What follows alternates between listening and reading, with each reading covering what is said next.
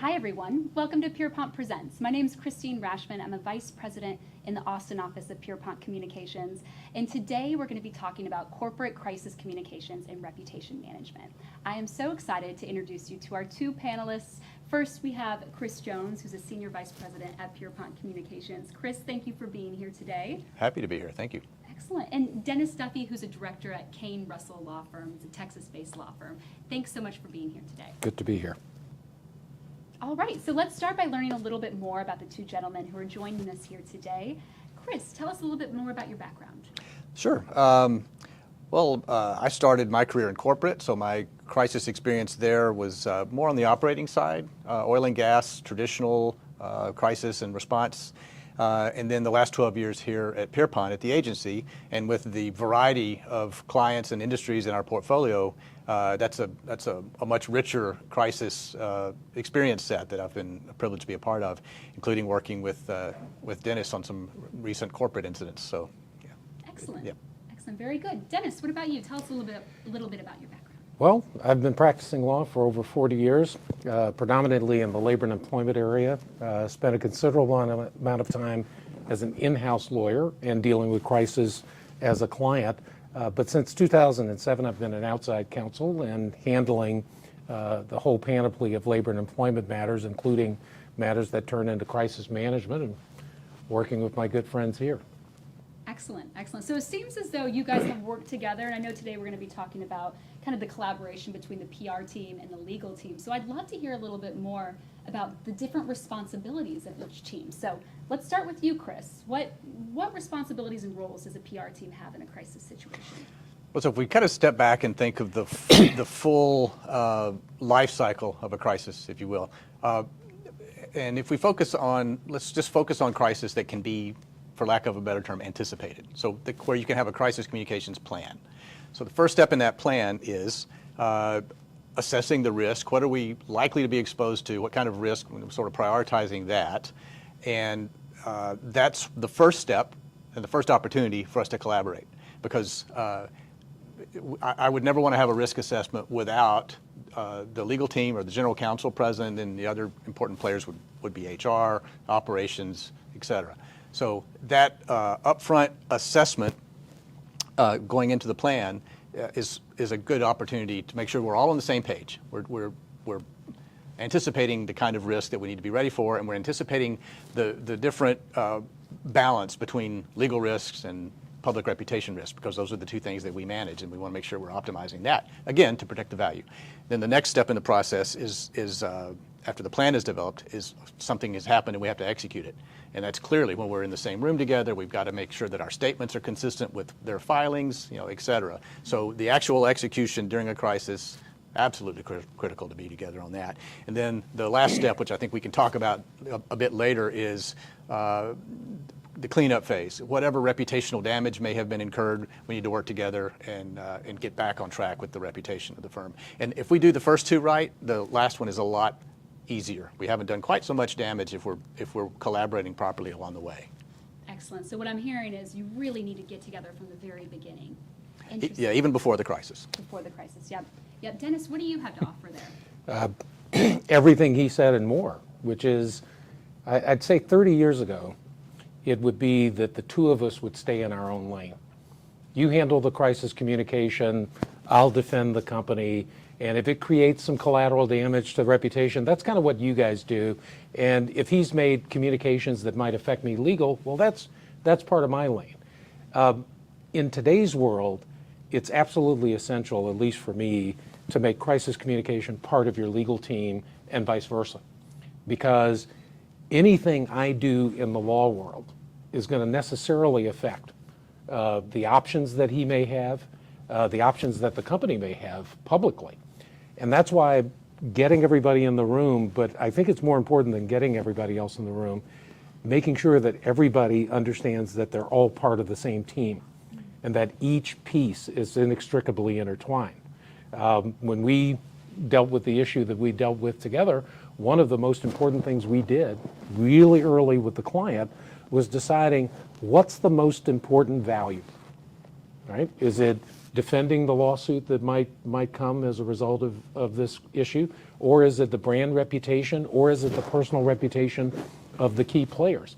Once you decide what those values are and how to prioritize them, that becomes essentially your gyroscope, right? A gyroscope is something that no matter where you are in space, upside down, it will bring you right side up.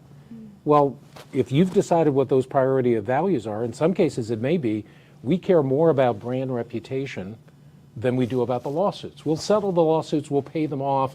It's more important to protect the underlying brand. Well, in that case, I may be standing down, for the most part, on a lot of the advice I might give to protect us legally. Conversely, if your issue is predominantly legal, then the lawyers or the communications may stand down. The other thing, if we are in our separate lanes, I may do something in the legal world that is absolutely legally appropriate and defensible, but maybe the absolute wrong thing to do in the PR world. And just give you an example. We have a lawsuit against a company. One of the standard defenses is to say that the victim bears some responsibility for this event because he or she knew about the danger that was created by our product, but they went forward anyway. Well, I filed that paper, totally legally valid, and we had a conversation about this hypothetical before. It involved a 9-year-old girl, and his first response was, but she's 9 years old. How do you think that's going to land in the court of public opinion? And sure enough, there is a example that's actually publicized in Law 360 where the lawyers did exactly that, and the company found a blowback that was exponentially greater than the value of the lawsuit, right? It was, company doesn't care about 9-year-olds, or companies hate kids, or they're blaming a child, that type of thing, which makes his world exponentially more difficult. So instead of essentially saying, you guys stay out of the way, we'll just defend the case, I'm going to find myself saying, here's what I think is legally defensible. Let's put that on the table. And he may say, well, yeah, I get that that's a great defense and you'll probably win it, but have you considered what the blowback is going to be? And so it's a dialectic between communications and legal in a way that we didn't do this 30 years ago. I mean, 30 years ago, we were each in our lane. Lawyers would do what lawyers do, and then our communications team would clean up. I'm thinking about a movie where they talked about scramble the communications team, right? Once the lawyers have done what they've done, then it's their job to clean up. Well, we can't afford to do that anymore. Yeah, it's a case where you can win the battle and lose the war. A very aggressive and, as you said, by the book legal strategy might win legally and minimize whatever litigation costs there would be, but at the expense of, like you said, public opinion blowback. And if you're the kind of company where people can boycott you and that can have that impact on your value can far outweigh the fact that you avoided a $1 million lawsuit. Right. But it can work in the other direction as well.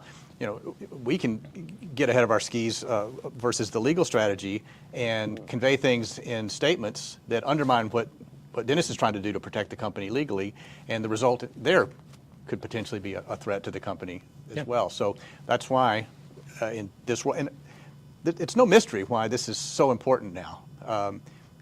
The impact of social media on transparency and accountability cannot be overstated. So things that would be difficult to uncover and compare and see the differences, 20, 30 years ago, now everything he files related to a lawsuit is publicly available and commented on quickly. And our statements are compared against his strategy in the court of public opinion, which is always in session. So we have to be constantly in communication because people are looking over both of our shoulders all the time. Well, and that's why you make communications part of the legal team.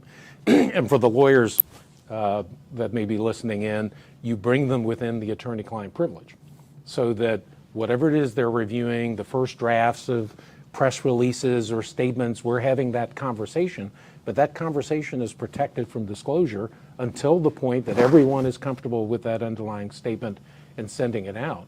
One other place where I think lawyers are becoming more savvy about the communications and optics is that if you go to court for a highly visible issue and you make a statement before that judge, the next thing you know, you're going to have cameras in front of you and wanting to know about your comment.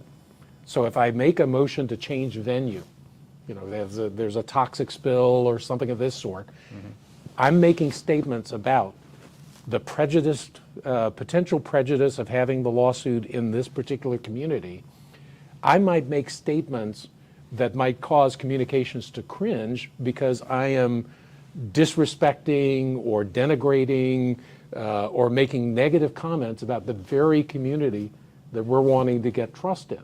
And so before doing that, we're going to have another conversation. And he may well tell me, look, I get your point, but could you perhaps say it in a different way, because it may clash with the kind of communication that we're making to the community, that we actually care about you, we care about trying to make it right, while we've had this lawyer in court that is slamming that very same community and say we can't get a fair break because these folks are biased. That's a conversation that we're going to have. Ultimately, the client's going to make the decision about those values, and that's why we go back to the gyroscope. What's the more important value to this company with respect to this particular crisis? Because at the end of the day, that's what's going to matter. No matter how strongly I feel about the law, no matter how strongly he feels about the PR, at the end of the day, it's going to be, what is it that you ultimately value? And I'm hearing a lot from both of you guys about the importance of empathy, it sounds like. Chris, do you want to talk a little bit about that in a crisis response? Yes, I'm very interested to hear Dennis's interpretation of this as well, because that's where that's one of the places that this sort of new environment has really changed, and that is in before, when we were siloed, the PR team would oftentimes come up with that initial statement, and it might have some form of an apology or empathy to the victims and whatnot. And sometimes the pushback from legal would be, that brings liability on us. You can't say that.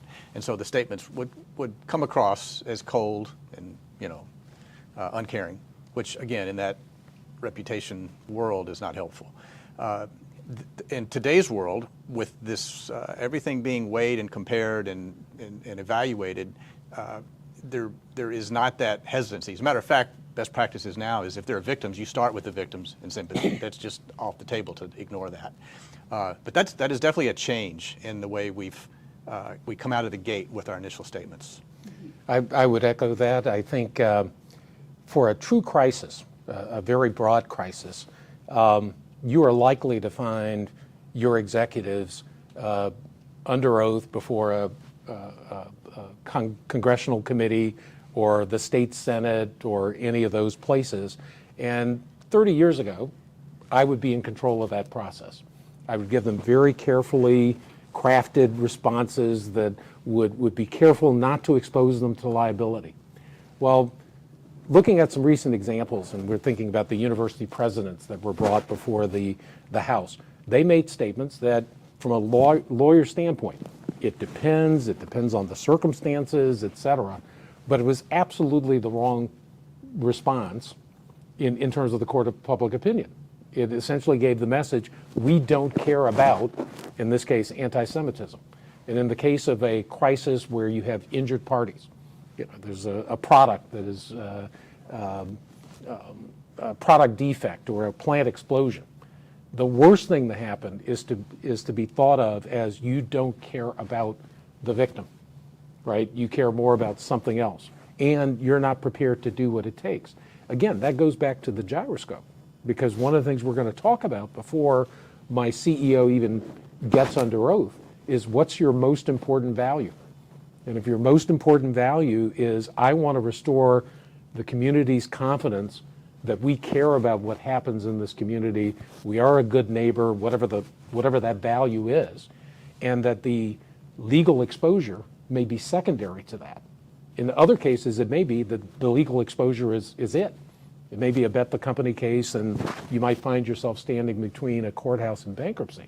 But again, having that conversation before you even hit the door is why having the close collaboration and, frankly, advice because both of us are going to be giving our perspective, because at the end of the day, the client makes the decision between those two competing values. Our job is to make sure that they're fully informed of the potential. So if you take that legal position, you want to, prevent liability, understand you're going to get a blowback from that. And are you comfortable with that? And I think that's part of the dialogue that I think has to constantly occur between his world and my world for the benefit of the organization. And going to you specifically asked about showing the sympathy and empathy up front. There are studies that show that the tone of initial media coverage can have an impact on market value, actual market value of a company for up to a year after an incident. And so that initial media tone is often set by the opening statement. How is the company reacting? What is the first thing they say about this incident? And if that's not appropriate, that sets the coverage off down the wrong track. And that can have an actual measurable impact on value over time.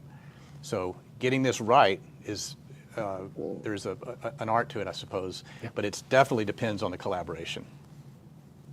Well, and the other point here is that's why it's so important at the very beginning of a crisis. And it's hard to do, but you've got to slow it down and have a real open conversation and bringing everybody, not just communications, not just legal, but all of the potential constituents in an organization to the table. So it's the marketing folks, it's the production folks, it's all of those folks, so that we say, okay, we're all on the same page of what we value as an organization. And that's going to have some cost benefits, some trade-offs. And yes, we'll take a hit on legal. General counsel and Duffy, you guys are just going to have to realize that. But if you decide what that is early on, a crisis has a way, it's sort of like no plans in the military. No plan survives the first contact with the enemy. Well, no plan survives first contact with Twitter, MySpace, whatever the media happens to do. And that's why you have to have a very clear sense of, I know what I value, I know what's important, and I'm going to stick to that, because it's very easy to get distracted with the first negative article that comes out, or the first negative report, or the first negative commentary, right? I mean, we're here in Houston. I've got a Houston company. The Channel 13 or one of the other local media might decide that they want to take a stand on that. Well, I may react to that very differently if I hadn't thought through what my values are and feel I need to respond to it. Well, responding to it may not be the best thing to do at the moment. And that's why you have to have a very clear sense of, at the beginning of the crisis, what your plan is and how we've worked out the extent to which we will be aggressive in the public space, or in some cases, mum. Yeah, and what I'm hearing here too is speed is important, but not at the sacrifice of the collaboration and making sure that you're really thoughtful. Walk me through, how do you do this quickly? Because you have to be the one to own your story. You don't want someone else saying it for you. So they feel almost at odds with each other. How does that happen fast? Well, it happens with a lot of iterations of communications. I can think of the situation that we were involved in. We're having calls hourly or every day, something else is coming on, and we're having conversations with the client. It's really something where you just agree to keep everybody updated in real time. That is, any new information that I get, no matter how irrelevant I think it is, I'm sending an email or I'm sending a text to say, okay, we just got this communication, or we just got this inquiry from a regulator. It may not matter. I may get an email back to say, okay, that's not something we need to respond to. But I never want to be in a situation where I have something and he tells me, I wish I'd known about that 10 hours earlier. We could have anticipated it. We wouldn't have gone out with that communication. And that's why it's essential to promise each other. I'm committed to the benefit of our joint client. My commitment to the benefit of our client is, there's no information that comes to my attention not going to know about as soon as I can get it, and vice versa. If you're not doing that, that's how mistakes happen. Yeah, and walk me through, because I know that there might be some people listening today that could be concerned about the means in which you're communicating, because is it discoverable? Does it need to be on the phone? Well, like, what are we dealing with? Yeah, and I don't want to get too technically legal about this, but it's something called the Covell Doctrine. And that means I've now made crisis communication an instrument of the lawyers. That is, and in fact, we actually have an agreement that says we've engaged you in order to assist us to be able to communicate to the client, whatever the various issues are. And I've made a decision on the front end that crisis communication is part of my providing legal services to the client. So in that sense, anything we talk about starts off being privileged. Now, ultimately, when the communications that they craft is approved by the client and ultimately goes out the door, it's no longer privileged. And the idea of bringing crisis communication as part of the legal team, that's essential because there's a lot of ideas that we throw out there. And we wouldn't want those ideas to see the light of day until we're totally comfortable with them. And so making it a privileged communication on the front end is absolutely essential. Got it. Got it. And it sounds like you touched a lot on what you do once the crisis occurs. Chris, I imagine that there's a lot you can do in collaboration with Dennis and with the legal team to prepare for a potential crisis that could happen. I know crisis plans cover any sort of potential risk that you can anticipate. Walk me through kind of your thoughts on the value of a crisis plan. Well, so again, your question about, how do you do this quickly but, properly, that's part of it. And one of the things that we stress when you put a crisis plan together is, yes, you want to make sure you've collaborated and heard all the voices and develop the appropriate plan, but then you have to practice it. We put it through its paces, right?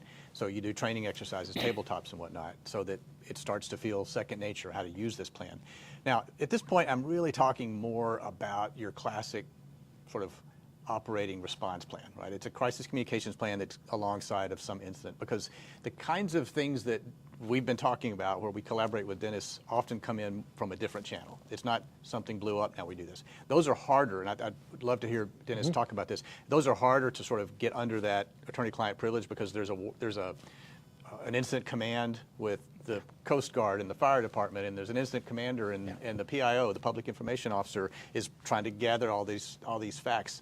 And we generally aren't under that privilege, so that's all out there. But even still, the process is disciplined enough that we are recording facts as they're known. There's not a lot of speculation that's allowed in those rooms because of that very reason.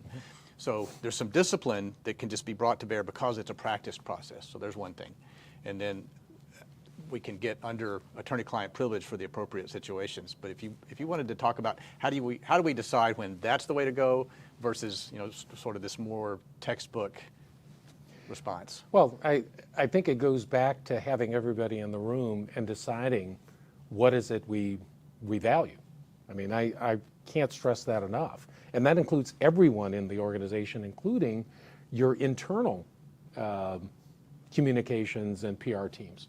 And I think too often when there's a crisis, an organization will bring outside counsel or they'll bring outside communications, and they don't necessarily bring on the lawyers and the communication folks that are already in the organization who need to be read in at some point. And I'm a big believer in reading in people, that is bringing them in as to what's going on. Obviously, you don't want to bring in too many folks in an organization because you lose the privilege. The privilege requires you to limit the number of people that can access, but at the very least, the folks that are going to have to communicate internally, because I think we haven't really talked as much about the effect of a crisis on the organization itself, right? If I've got a large organization, there's something going on out there, I'm trying to get the community from being up in arms, I'm trying to get the media calmed down, but I also have to worry about the communications inside the organization because they're people too, and they're having reactions about what this crisis means to the organization, what the crisis means to their own sense of the organization. So part of the communications plan is as much trying to decide how do you communicate internally as well as externally. And I think the companies that don't get it right sometimes are ignoring what happens internally in the organization. And you're more likely to get frustrated individuals who think the company isn't communicating with them and they're not communicating enough. They're more likely to communicate outside, right? And if the media wants to get a good soundbite, what do? You call not the plant manager. We don't call crisis communications. We talk to the shift operator. How do you feel about what the company has done here? And if you're not communicating with your own employees about what you're doing, that you are being responsible, they may feel the same way the average member of the public might feel if you're not communicating with them. Are there any other stakeholders that we should consider? I know we've talked about, obviously, the external public via the media. You've got the internal audience. What other stakeholders should people be considering? The government is always, and particularly your local politicians. In the city of Houston, that would be your mayor, the County commissioner, the county judge. It may be your local U.S. senator or U.S. member of Congress. All of them have a stake, and all of them have their own motivations and reactions to that crisis, right? And if you ignore any of them, you ignore them at your peril. And that's why if you've got a very large organization that has a government relations or government affairs function, you're going to bring them in as early as possible because they need to be brought in and briefed about what the legal strategy is, what the communication strategy is, so that you're not having that dissonance where your government relations folks are saying something completely at odds with what we have decided is our best value. So that's another group that absolutely has to be brought in as early as possible. Mm-hmm. In the crisis communication plans, that's usually it varies by company and situation, but oftentimes that is such a large constituency that there is a list that already identifies all the people that Dennis just mentioned. County, who is the county judge? Who are the county commissioners along the way? If this is like a pipeline, there, you're several communities. So we've got by county, all those identified, so that you can begin to communicate with them as soon as something gets underway.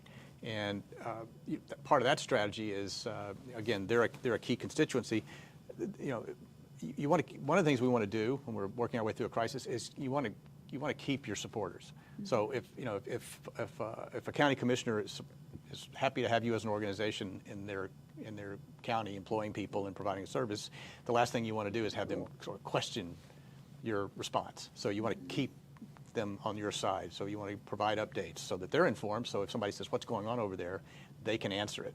They understand. They've been brought in. So that sort of the local public officials sector can be really, really important. Mm-hmm. And that's always identified and listed in the plan right out of the gate, so we know. The worst thing you want to have happen is a member of Congress or a public official that is angry because he or she is finding out about whatever this is from a media question as opposed to you. Mm. And that's why I think you're absolutely right. Having a list, this also includes the state legislative committees or federal legislative committees that have jurisdiction over your industry, right? So if you're a financial services, you better know the name of the ranking member and the chair of the banking committee in both the U.S. House and the U.S. Senator, and you better have them on speed dial and to tell them whatever it is you need to have as the communication. Now, it might not be information that's not consumable by the public, but if you've not engaged with them at all, and you're getting your first contact with that member of Congress because their staffer is contacting you because they're not getting visibility, you've just created another challenge in addition to the crisis that you're responding to. And you never want that. Yeah, you're definitely selling me on the importance of the crisis plan, especially from a speed perspective. I also know that in some crisis plans, there's templated responses. Mm-hmm. Walk me through the pros and the cons of a templated response, Dennis. I know you've got some thoughts on this, so if you want to start. Yeah, I think a template is important similar to what we talked about with the gyroscope. That is, if for certain types of crises, plant explosion, product liability, any of those things, we can probably come to a consensus about the main talking points in that crisis plan, who ought to be involved, who ought to be contacted. But I always advise clients, and I'd love to hear your reaction, to say, take the plan off the shelf, but based on the information we now have, it may be that what we have in black and white needs to be tweaked in one way or another. And again, that goes back to having the kind of conversations. I think too often for a company that has a crisis management plan, and I've had some clients that have done this where they say, we know exactly what we need. We don't need you. Thank you for communications. We're set. Duffy, we don't need you. We'll just pull the plan off the shelf. And my experience has been, you don't know what you don't know. And so take the plan. It's better than sort of making it up as you go along, but be prepared to look at it based on new information that has come to the fore, and vetting it both from a communication standpoint, from a legal standpoint, from a marketing standpoint, from a product standpoint. You're going to go through the same process, but having a plan at least gives you a jump start, I think is probably best to say. But it shouldn't be the end of the matter. Mm-hmm. Yeah, we have those initial assessments. We try to determine what's the most likely crisis we're going to face. And so we'll design some templates around those scenarios and we'll work with the legal team to make sure that the language is sufficient, is going to be appropriate at the time. But it's almost never exactly, there's almost never a single page that we can use because, as you said, we tried to get it right, but there's always a twist in every crisis. So you can't be bound by it, but what it does do is give you it gives you a good menu of approved language that you can modify, pick and choose as the situation demands. But you've got a good start. You've already baked in, for instance, the language that you want to use for empathy, sympathy, care for the environment, things like that, if you're putting this together quickly from a blank page, you might just simply forget an important element like that. So all those important messages that need to be in there are in there. You just need to kind of tweak the way you tee them up. But that's important, and the only way to be comfortable that you're going to do all that is to have it hammered out ahead of time. Mm-hmm. So. All right, so we've talked about how to prepare for a crisis. So let's fast forward. The crisis is over. We made it through on the other side. I would love to hear from a post-crisis reputation management recovery perspective. What do we need to be thinking about from both the PR side and the legal side? So Chris, do you want to start? Sure. Okay, as we talked about sort of near the beginning, to the extent we've done this collaboration and coordinated our messages, and we've had the appropriate risk, your gyroscope, I think you mentioned that. Yeah, if all that's been working, then we have less to do in terms of repairing the reputation, but there probably is some work to be done. Now, from the public relations side, that's where we kind of go out of crisis mode and into more traditional public relations, because the way that you repair a reputation like that, in addition to handling the crisis as well as possible so that you don't continue to drag yourself down there, is you go back to the normal things that you were doing. You're telling the story of the company. You're out there in your usual role as a market leader, as a thought leader, et cetera, earned media, all the tools of the trade that move you past the crisis and continue to tell your story, right? So that's the public relations side of this, is just continuing to do what you do, which is why it's better if we're engaged with a client and they have a crisis. That's a much more effective environment for us, because we already have all those things in place with them because they're a client from a PR perspective. Now we handle the crisis and then we shift right back, and we've got everything in place to continue to work on their reputation, which we were doing before the crisis. That's a great situation. The tougher one is when the phone call comes and it's a crisis going on with somebody that we don't know, and we jump right into it. Now we're kind of starting this from a dead stop. That takes a little more time to spin up and whatnot, but that's just the difference between having a program in place versus starting with crisis.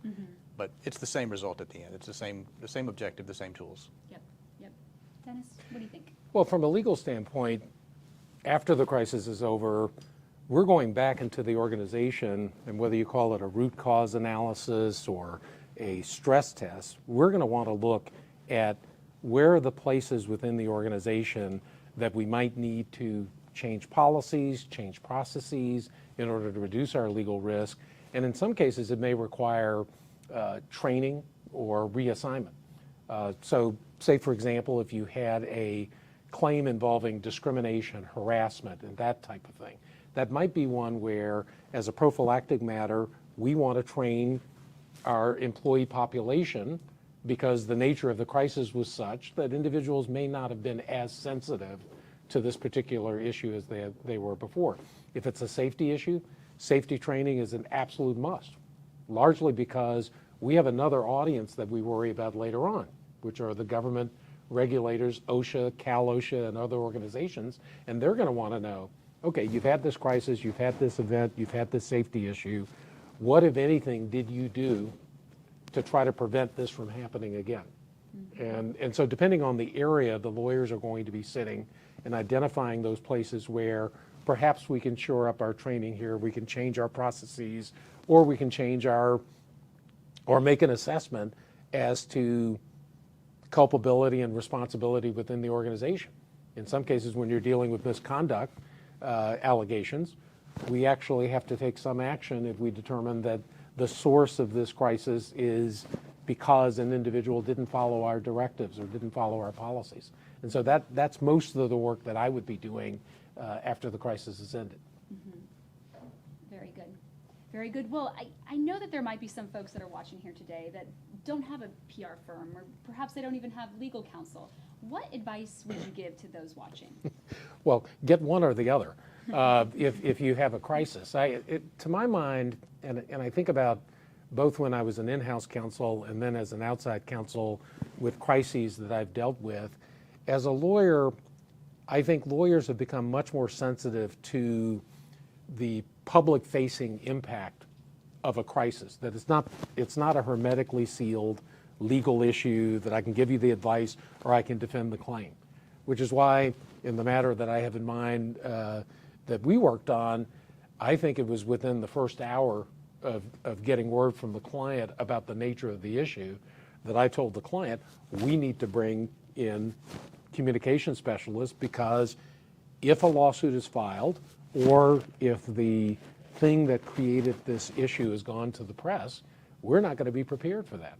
And so my first call was to call my friends at Pierpont and to bring them in, which actually paid so many dividends because you were able to immediately coordinate those two pieces that need to work together at the very inception of the case, and that the client understood that you needed those two pieces working together for a common good.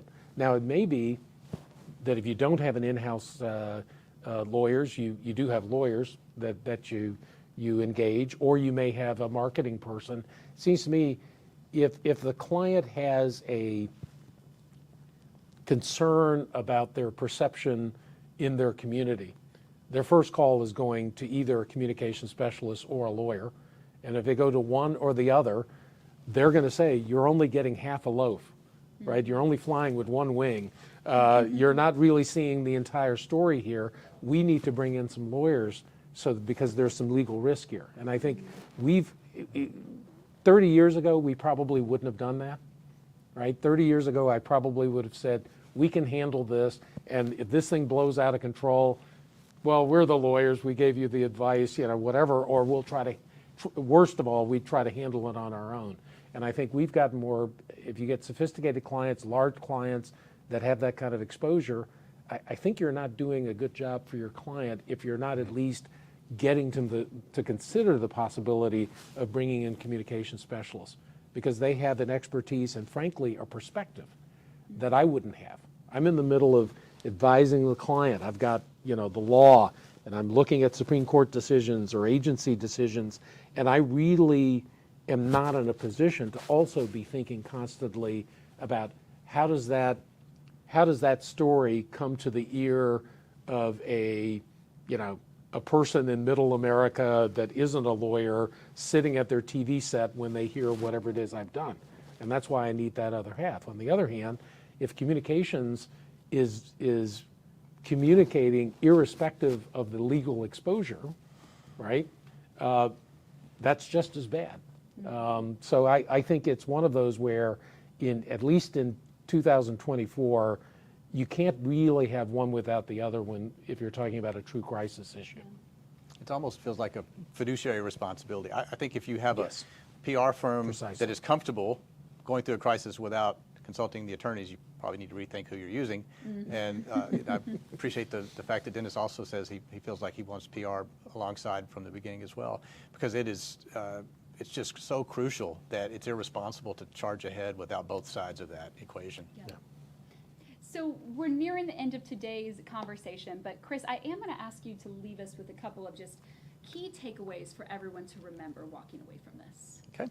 I think I would say most importantly is to start early in this collaborative process. So even ideally, before we're even dealing with an incident, we've already aligned from the plan perspective. We know what the risks are that we're going to be facing. We have the gyroscope in mind, what's going to guide us. So we're